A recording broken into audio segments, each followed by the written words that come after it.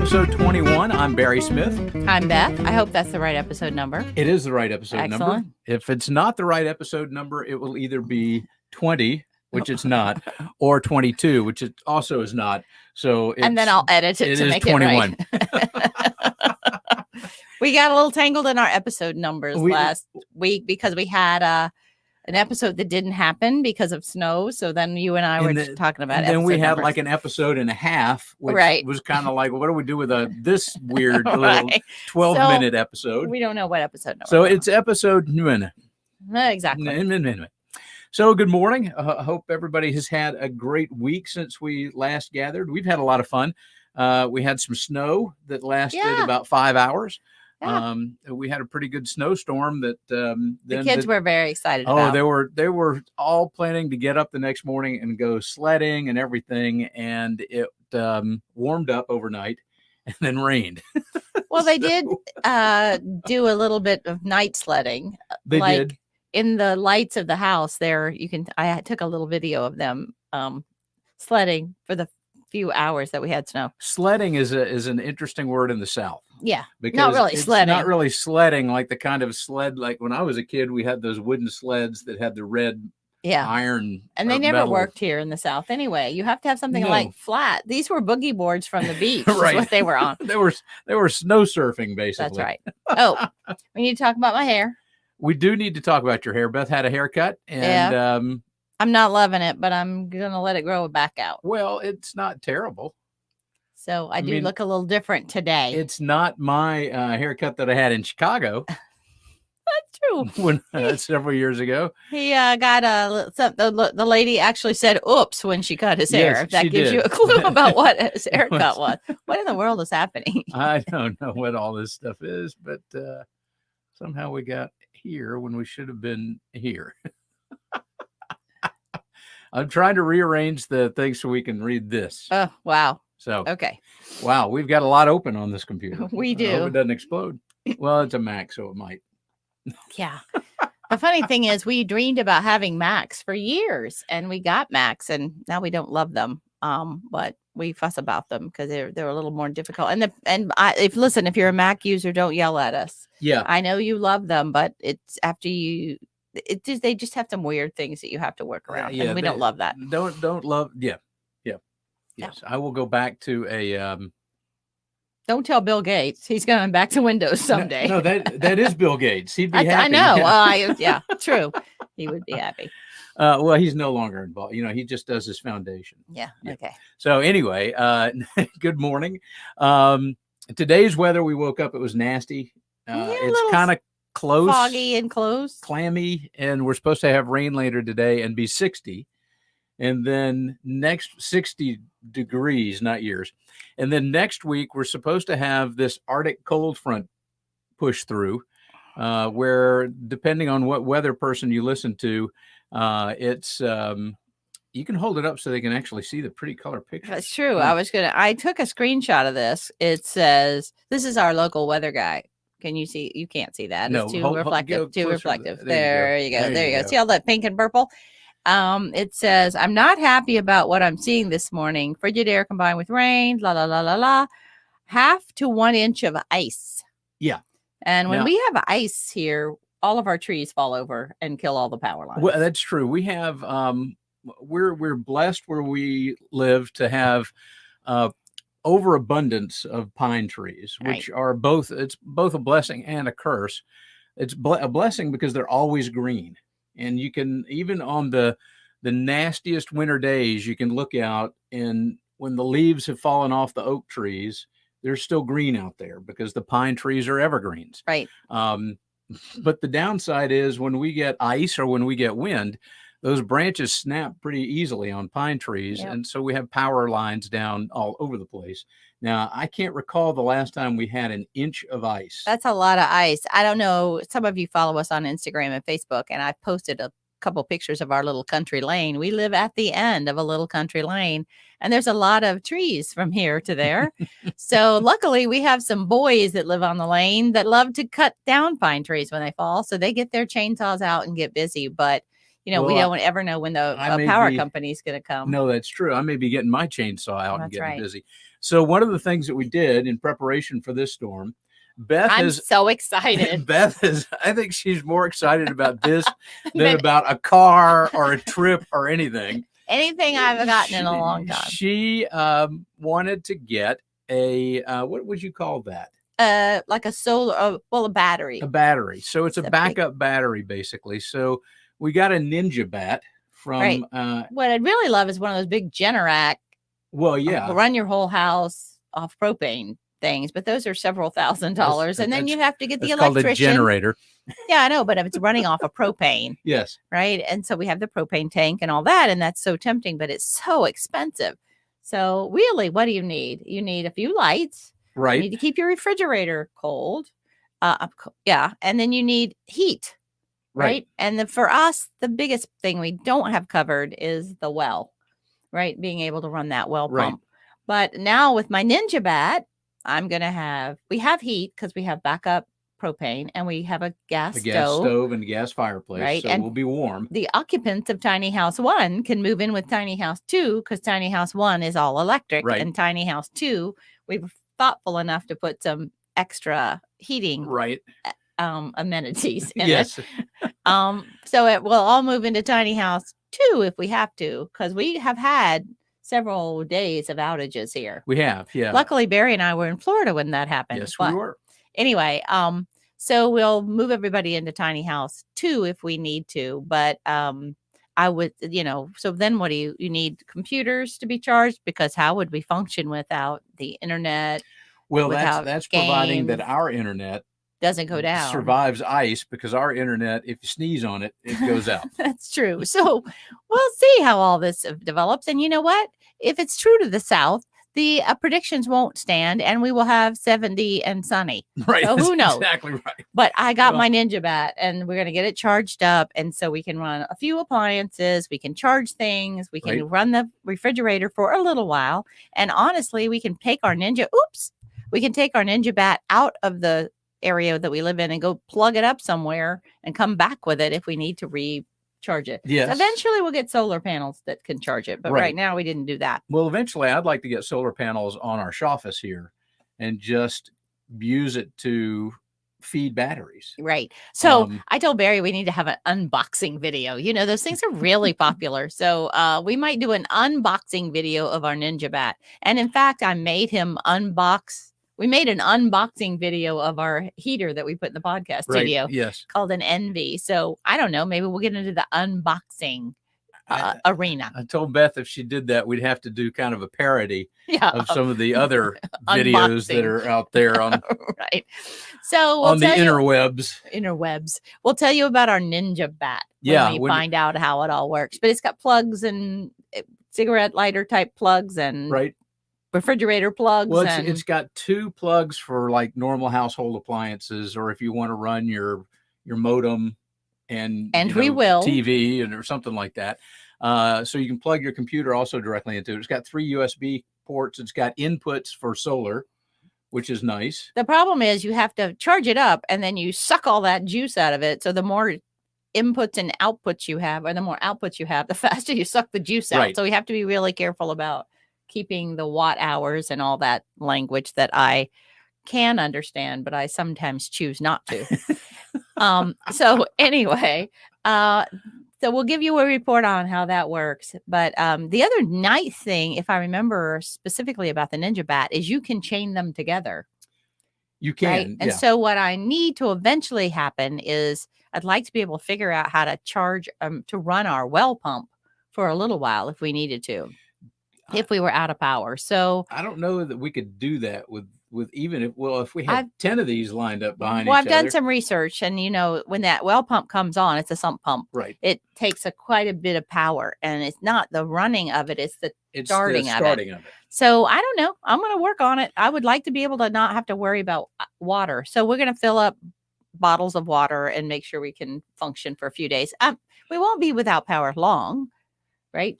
Probably Oh, 5 days would be the most. Most, right? Maybe And a we can week. usually get out and about. It doesn't last that long. It's just a question of the residual pine tree Right, foliation. but it depends. I mean, it's not. It depends on a the pine trees, and b the amount of ice that collects on. Yeah, and on the how fast it lines. warms up and all those Yep. things. But we'll be prepared with my ninja bat. I'm so excited. Yes, can't wait. That'll be fun. That'll be fun. We'll let you know. Yeah, And we'll report on it. we can record because we have a new Zoom PodTrack P4, which is what we're running through right now. Not only can you use it as a USB interface with a digital audio workstation. Right now, we're just running through Audacity, but okay, now he's talking podcast. I do voiceover work, and I use Reaper with that. But I also use a different interface with that. But you can also record on this PodTrack P4 from Zoom with an SD card. So all you have to have is it runs on 2 AA batteries, so you could just plug it up, take your microphones with you, sit down at a picnic table, and do a podcast. Well, that's kind of cool. That's cool. So if we have no power next week, we'll can still do a podcast. Right. Well, we'll strip mining the world of lithium. Don't worry about that. But we will be able to have batteries to run our houses. Right. Yes. Yeah. The green of solar and battery powered things is not quite as green as we had hoped. Yeah. Anyway, last week we had a great interview. We had a lot of fun doing this interview. We interviewed ourselves. Yes. Well, some of our best guests. Yes. We behaved and everything. We interviewed ourselves, and we talked about living for 3 years in our shed home. That's right. And I think we still like it. I think people think because our shed home came from Home Depot, oh, it's cheap. What you see at Home Depot is not what we bought. Right. If that makes any sense. We upgraded things to make it into a house. And so people are like, oh, did it blow away? It won't hold up the wind, blah, blah, blah, blah.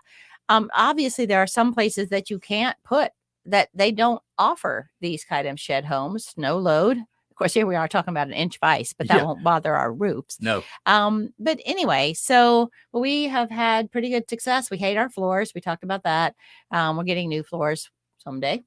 I'd like to get a sponsor to give me new floors. That'd be awesome. Yeah. So if you we'll do an unboxing video of floors. How's that? If you work, that'd be great. If you work for a flooring company, contact us at Radio Tiny House at gmail.com. An impervious flooring company, because we live hard. I mean, when you live in a tiny house, you're living hard on your floors.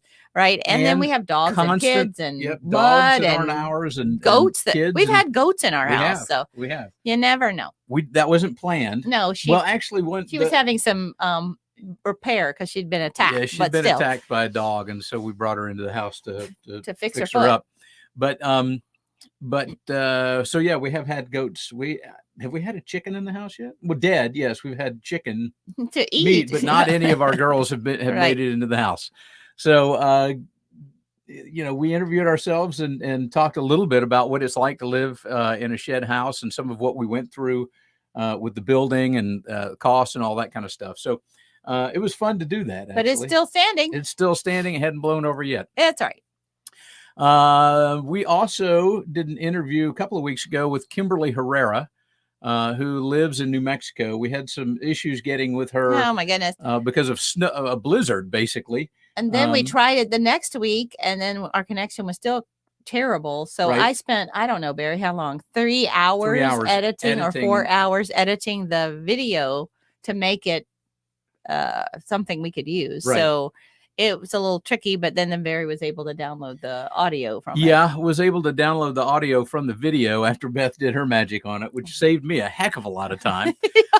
So it went from like an hour and a half trying to get it all done to like 30 or 40 minutes. Right. But and one of the interesting things is it was in one of the podcast groups that I'm a member of on Facebook. Somebody asked the question, what do you do when your guest continues to lose audio or video? Do you just halt the interview and say, we'll redo it? Or do you continue through and edit out? And the answer to that question would be yes, both. Right. Depending on how many hours it's going to take. If your guest just cannot get on, then reschedule it. Right. But we did it. We were interviewed this past Friday by a young man in Ghana. Oh, we and should put his to link be of on his we of will his we'll interview. put the link on his interview as soon as he gives it to us. But we weren't talking about tiny homes. It's a relationship podcast, and we had constant Internet troubles. buffering problems, and he was having internet problems, and we went over our time limit with his Zoom account, so we had to restart that part, and he's edited all that in, been very patient about it all, and it was actually a pretty damn good. Oh, I said the damn word. Oh, Yeah, damn. you're not supposed to say that. He was a excellent host. He had a lot of really good questions.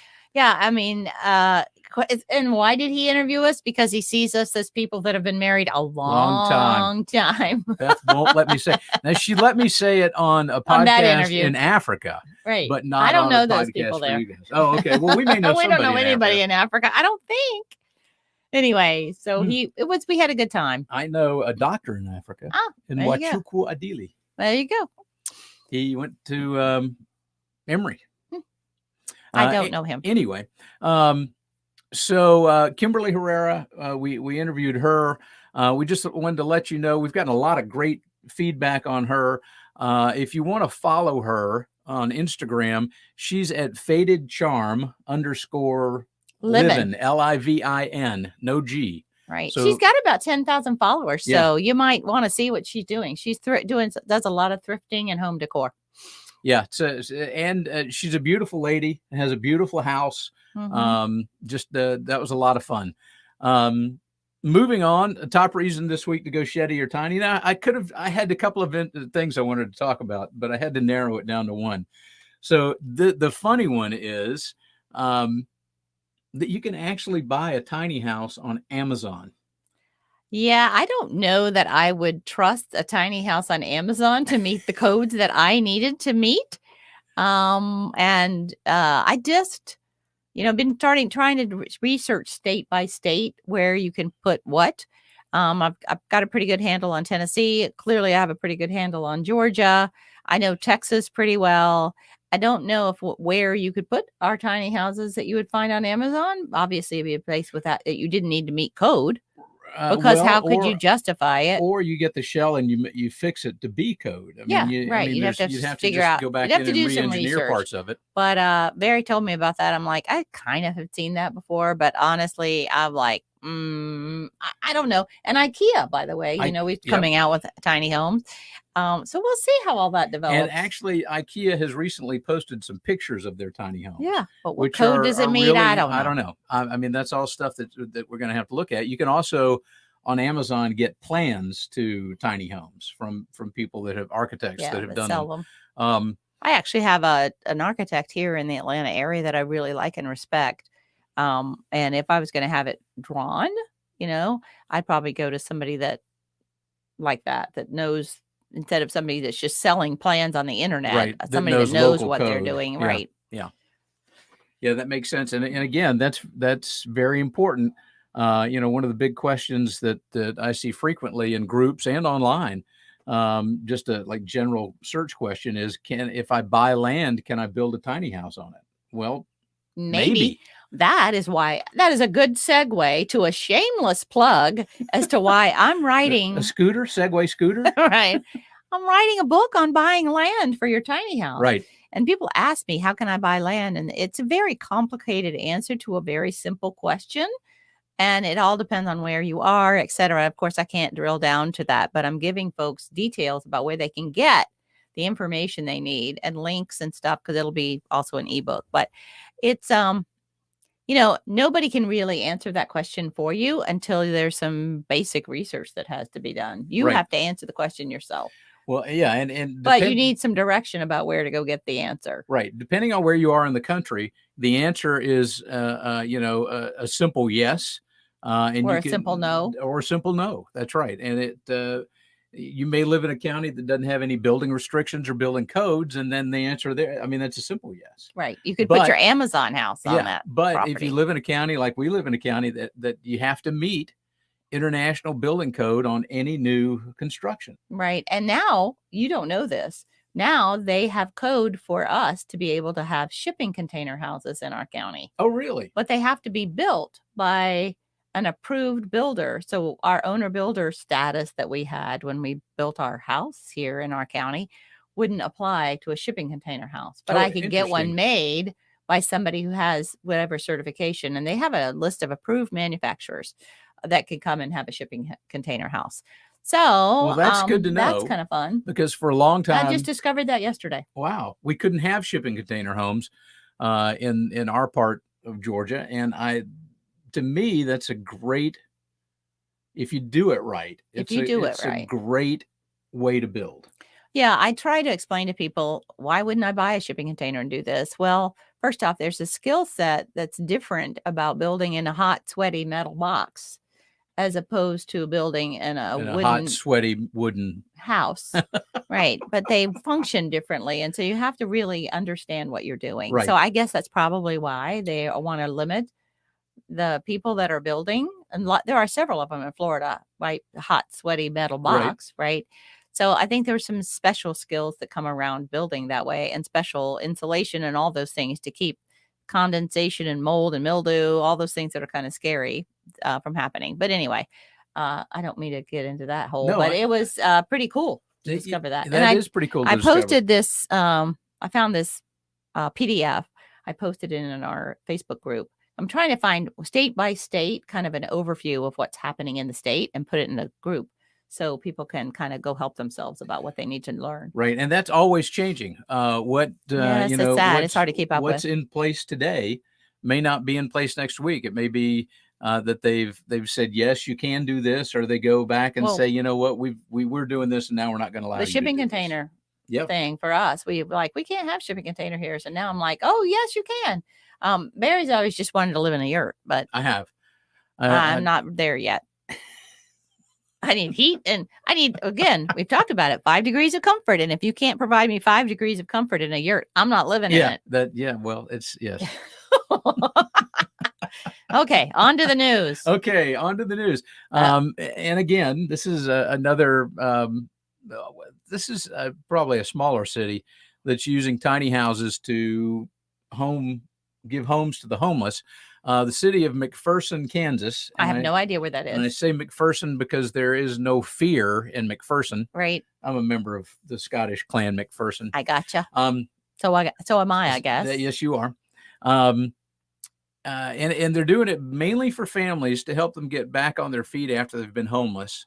And each house is about 460 square feet. And you can stay as long as 6 months in these homes. It's transitional. Stay there forever. Right. They're trying to transition them into their own homes, which is kind of good, not just to throw them back out on the streets. And the cost I thought was great. When we've looked at some of these other things, these costs are crazy. This is a 2-bedroom house with a kitchen and living room, all that kind of stuff, with a bath. Each house has at least one bath, and the cost is between $40,000 and $50,000 for each one. And how big are they? They're 460 square feet. So less than $100 a square foot. That's actually pretty reasonable. Some of the things we're seeing are like $10 million for a few metal for 10 houses. A few little wooden boxes. So yeah, that's actually pretty good. Now the trick will be if they can actually do that because of the cost of lumber. And I do want to tell a story about that at some point. Well, we'll talk. Yeah, we'll talk about. But they have already said that the article talked about them already have lined up people to donate lumber or companies to donate some lumber, and they also have people from all over the community that have said they're going to donate time to come and build houses. And these are not only construction people, but people like us, normal people that have some skills. Well, you don't even have to have skills to do that. If you can swing a hammer. Right. You can help with habitat or help in a situation like this. And the groundbreaking for this project is going to be this spring as soon as it thaws out. Right. I would love to go help build tiny houses. In fact, a dream of mine would be for people in our Facebook group or people that we bump into along the way that say, hey, I've got whatever, but I just don't know how to do it, or I'm stuck or whatever, to just a whole bunch of us sweep in and solve the problem in a weekend. Because most of these are small and we could probably do it if there were 10 or 15 of us, we Right. could go in and solve the problem. That'd be a dream of mine to be able to do that. That would be awesome to be able to do that. Have kind of like right now we'd have to wear masks and socially distance, and getting all people into a tiny house might not be the right answer. Right. But do like an old timey, like a barn raising, a barn raising, but do it with a tiny house. Right. I would much fun. Drive from I'd drive everywhere. Our part of Georgia to Texas to come help with that. That'd be a lot of fun. It would be fun. Maybe we can start doing something like that when things settle. Well, our group we're nearing 4,000 people. We're at 39 something. So probably by the end of this week, we'll be at 4,000. That's a pretty big milestone. Yeah. And, hopefully we've got some people in our group that can, would be willing to do stuff like that. Well, and our listeners, when the time comes, it'd be fun to have some sort of tiny house raising. I don't know what that would look like or what that would be. Obviously, we'd want to do for a family that was in need for some reason. Right. So yeah, that would be a blast. Would be fun. So I also wanted to let you know there's a great article on tiny houses at countryliving.com. Now, that's not a place I usually peruse, but it popped up when I was looking for news articles on tiny houses and shed homes. And this is only about tiny houses. It's not really about shed homes at all. I think it's like tiny house porn, right? Like they're beautiful. It houses, is. Yeah. This is beautiful photos. With the people's, there are a few pictures of people posing, in them and the typical kind of stuff. But there are also just pictures of people's houses. And it is kind of like tiny house porn because there's one that was taken in the snow. There's a wreath on the front column. And it's like, wow, that's a beautiful picture. Yeah. So if you want to see that, if you want to read it, the article itself is rather short, but there are 84 pictures of So what do you do? different Google tiny homes. countryliving.com tiny houses or something? Yeah, I just Googled tiny house news, but what came up was I can send you to, you just go to countryliving.com and then look for the tiny house article. And we can probably post that. We can probably put the link. All right, cool. So there's that. Can I talk about lumber? Let me think for a minute. Lumber. It's Tuesday. Yes. So I have a friend who does not live in a tiny house. Actually, she's one of my organizing clients, and I still do some professional organizing in very limited ways. She had a bunch of people over at her house this week, and I said, I'm not coming back. It's too germy. So I have to kind of be careful about when I go and, but anyway. And you do mask up when you're around other people. I mask up when I'm around other people, and we socially distance. We try not to breathe each other's air, but, I don't, anyway. So they are selling they have sold their house, and it's a beautiful house in an upscale area. They have had a lot that they're going to build on for the last 4 years. They finally tore down the house. It's taken them 2 or 3 months to get permits and approval. They tore down that house. And in the midst of all this other stuff, their timing is terrible because, land and housing and whatever. So somebody came in and made them an offer on their house that they felt like they couldn't refuse just out of the blue. And now they've finally gotten a price on the house that they've designed, and they are in sticker shock. So they luckily, in the meantime, we're going to rent while they were waiting for the house to get done. And they ended up having to buy because it was so crazy. Rent was so crazy. Right. So they do have a place to live over the next year or two until they figure this all out. But they were in such sticker shock. And I tried to explain to them what's happening. So here's the question. Is it going to get better? We don't know. We don't know if people keep predicting they don't think the prices are going to go down. Right. Yet the reason the prices are up, it's supply and demand and, decreased lumber availability, decreased people to be able to work. So if you add the reasons of why it's up, the reasons it should come down makes sense. But sometimes once prices go up, they never go down. Just ask Home Depot, who's laughing all the way to the bank right now because, anything that goes up, they're going to make a higher percentage of course, on it. Their costs for those products may have also gone up. They have, but they probably are, bumping it up a certain percent. Well, I'm sure they are. But they, and I know that Home Depot had a great third or fourth quarter last year. I'm sure they're having a whole bunch of good quarters this year, but and not just Home Depot. No, anybody in that realm. Anybody, but but as a consumer and as people who like to build, because Right. we always have a project to do. The cost of construction parts, whether it's Materials. lumber or concrete or anything like that, has really gone up. Yeah, I was reading, somebody said that they were going to build a new shed home, and they were comparing like Tuff Shed from Home Depot, which is what we have. And the guy that was looking at it said, look, I can't buy the lumber for what that shed home cost. Right. Right. So, plus he has to have labor and eat. So it's just kind of interesting as all this is happening right now. But I thought that was a pretty good story for our concern about, it's not just hitting people that are trying to build tiny houses. This was not going to be a tiny house. Right. That's how it's hitting the And housing it's market hit in them general. worse. So yeah, if you're planning on building, I don't know if to tell you to do it now or later. Yeah.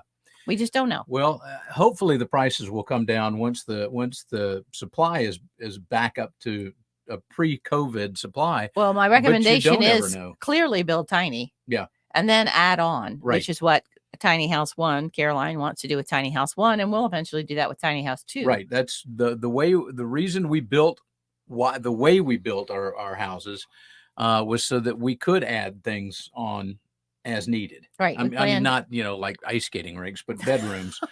That might be fun though. We'll just wait until Tuesday. Exactly. We might have our own ice skating rink. Yeah. So I always tell people, look, there's no medals for going tiny. Right. There's this desire for many people to go, I've got 13 children and I want to go tiny. I'm like, why would you do that? Right. We were able to go tiny. I mean, Well, obviously for financial reasons. Stick all your kids in a bunkhouse and mom and dad get the, the main tiny house. But always plan to be able to grow. Right. Start small, finish your project, funding and emotionally. Right. And then add on as you need to. And anyway, the other thing is someday we're going to have a podcast just on two sheds together.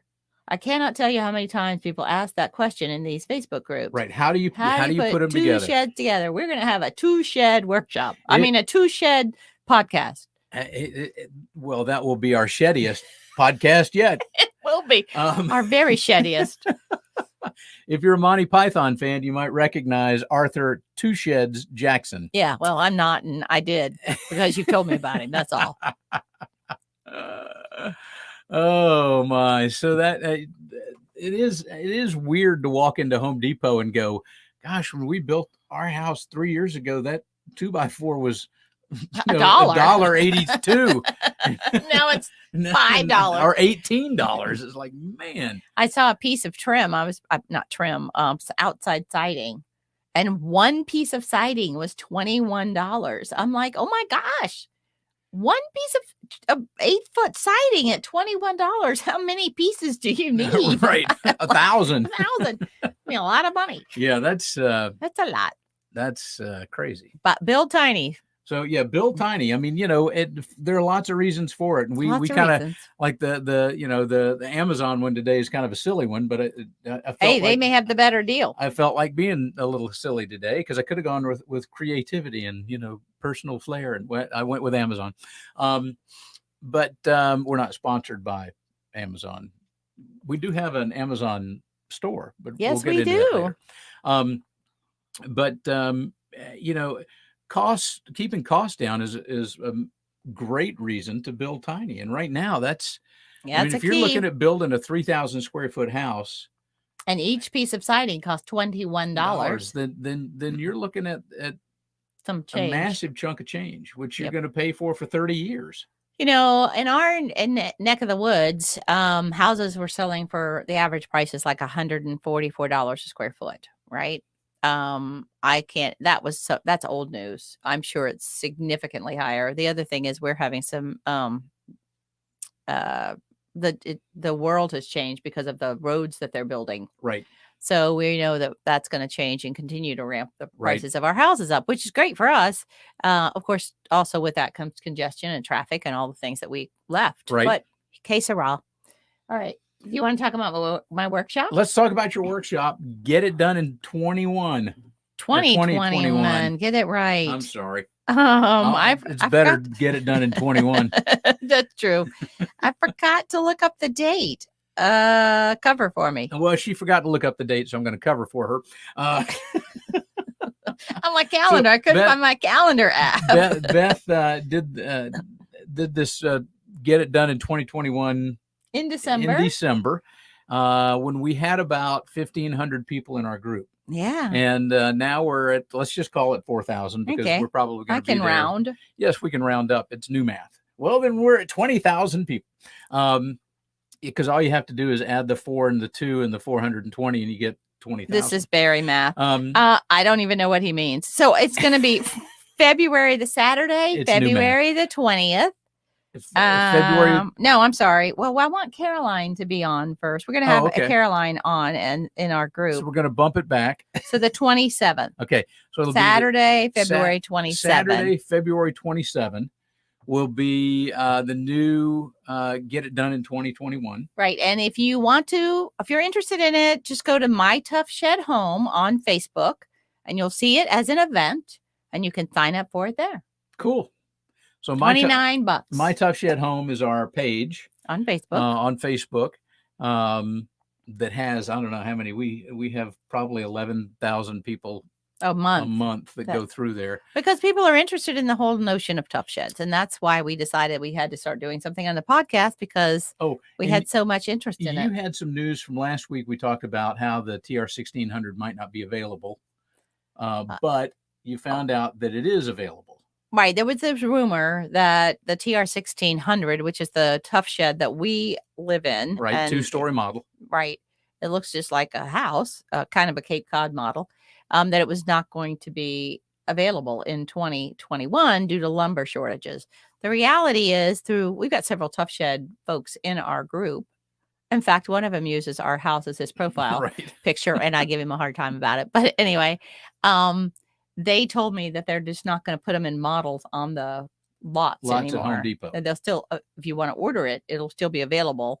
But because of the cost of it, they're not going to just be displaying it at Home Depot, which is where mainly folks see these in the parking lot. Right. So if you want one, you can still get one, but you won't be able to see it. So you can still buy it through Home Depot because it's a partnership that they have. But you won't be able to walk through it.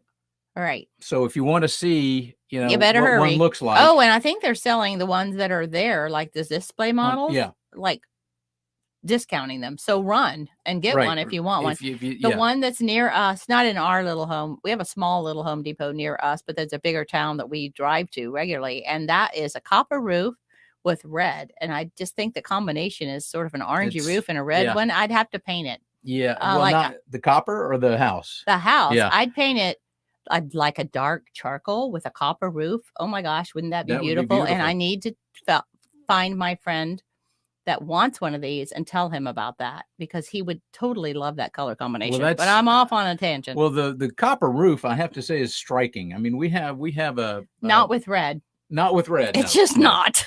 No, it didn't work. I agree. I don't know who some designer decided to do that. Looks a little bit like a cat hurled up on it.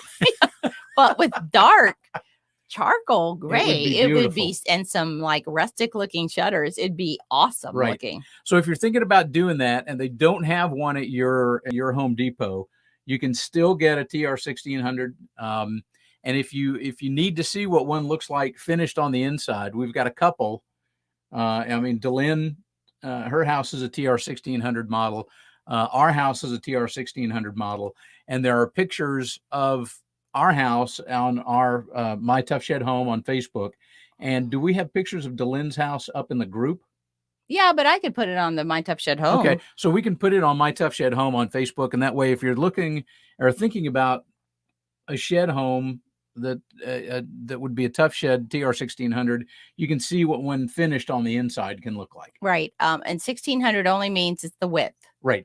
They have I think they have an 1800. I wouldn't go any wider than that, but 1600 is, because if you're talking about all kinds of different span problems. Right. But yeah, so the TR1600, and then you can make it almost as long as you want. Yeah, I mean, they'll do. Some of them are quite large. Yeah, they'll do custom sizes for you. So ours is 24 feet long, and the lens is 20 feet long with a little shed bump out in the back. Yeah. So it's, I mean, and Oops. Tuff Shed will do anything. Thank you. Sorry, my phone's going off. Tuff Shed will do anything that you want them to do, basically, if you pay for it. Well, within reason. Within reason, yeah. All right. So, are you done talking about get it done in 2021? Yeah. Okay. February, what did I say? 27th? 27th, which is a Saturday. Yep. What time are you going to do it? Noon. Noon. Okay. I always do it at noon. Noon on Saturday. The Eastern time. Yes, Eastern time. Upcoming interviews. We've got, how do you say her name? Kalina? I think so. Kalina House Newberry, who has, as Beth says, an adorable tiny house. Now, she's not an influencer. She has a small house, and I think 5 people live in this tiny house. It's really cute. And I saw her in another group and asked her if she'd do it. So she's willing to be on. So she's going to be on next week. And then Caroline, our daughter, who's a author and an editor, a book editor, and who works from Tiny House One, right? Which, by the way, just if you are in our Facebook group, she just put pictures of Tiny House One in yesterday, right, in the group, and a lot of people are, of course, commented on it. That house was the one that made us decide we were never building another house again, because it took us almost 2 years to accomplish it for all kinds of reasons.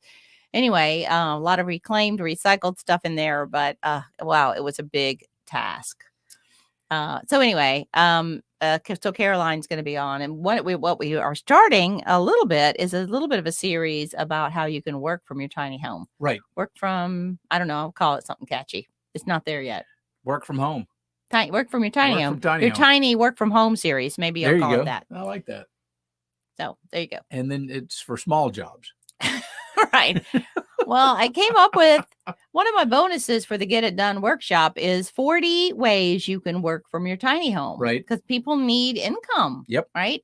So my Caroline's going to be one of those ways. Her writing books. I'm writing a book. Yes, you are. I'm writing a book. Yeah. 2 books. There you go. I'm Barry 2 Book Smith. Yeah, there you go. All right. Are we done? I think that's it. So to wrap up. Okay. Ninja Bat, Amazon, Kimberly Herrera. This is the bullet point version of the ending.